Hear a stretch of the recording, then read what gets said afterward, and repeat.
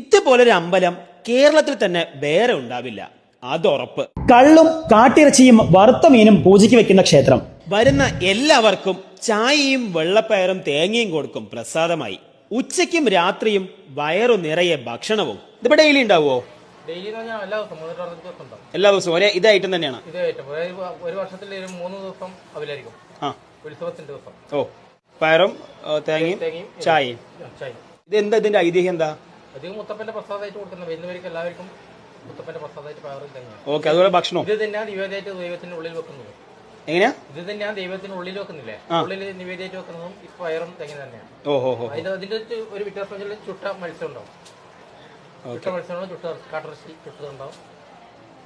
മനസ്സിലായില്ല. കാട്ടിറച്ചി, മുള്ളംപന്നി, അതെ, അല്ല കാട്ടുപന്നിന്റെ ഇറച്ചികളുണ്ടാവും. ഉള്ളിൽ അമ്പലത്തിനുള്ളിൽ മാത്രം, ഇവിടെ ഉണ്ടാവില്ല.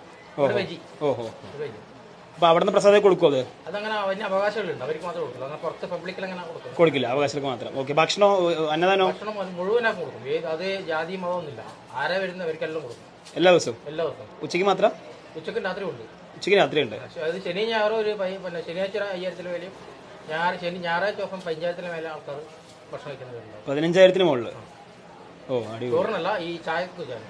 മുത്തപ്പന്റെ ഐതിഹ്യം കൂടെ പറഞ്ഞല്ലോ, അറിയെങ്കിൽ. ശിവനും വിഷ്ണുവാണ്. ശിവനും വിഷ്ണു കേരളത്തിൽ വേറെ എവിടെ ഇല്ല, ഒന്നിച്ചെവിടെ ഇല്ല. എന്തുകൊണ്ടാണ് ചായ? കാരണം ഇങ്ങനെ നമ്മൾ ആ ചായ വേറെ എവിടെയും കണ്ടിട്ടില്ലല്ലോ. ചായ പണ്ട് കാലത്ത് വരുന്നത് കുറച്ച് ആൾക്കാരുണ്ടാവില്ല, അന്ന് ഇവിടെ കള്ള കൊടുക്കല്. മുത്തപ്പൻ ദൈവത്തിന് കള്ളാന്ന് ആവശ്യം. ആ വരുന്നവർക്ക് വന്ന് ഗ്ലാസ് നടക്കില്ല, ചട്ടിയിലോ അങ്ങനെയില്ല, ഒരു കള്ളാന്ന് കൊടുക്കല്. ആ കള്ള് ഇപ്പോഴത്തെ സ്ഥിതിയിൽ കൊടുക്കാൻ വേണ്ടി പറ്റില്ല. മനസ്സിലായി. അതിന്റെ ശേഷം ചായയാക്കി പറ്റില്ല. ഓക്കെ, പ്രകൃതിയോട് ഇണങ്ങി നിൽക്കുന്ന വളരെ വിരളം ക്ഷേത്രങ്ങളിൽ ഒന്ന്. സ്വതന്ത്രരായി അലഞ്ഞു നടക്കുന്ന നായകളാണ് മുത്തപ്പന്റെ കൂട്ടാളികൾ.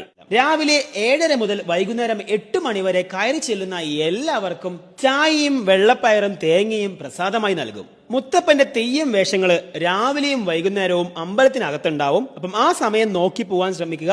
വിശന്ന വയറുമായി ഒരാൾ പോലും ഇവിടുന്ന് തിരിച്ചു പോവില്ല.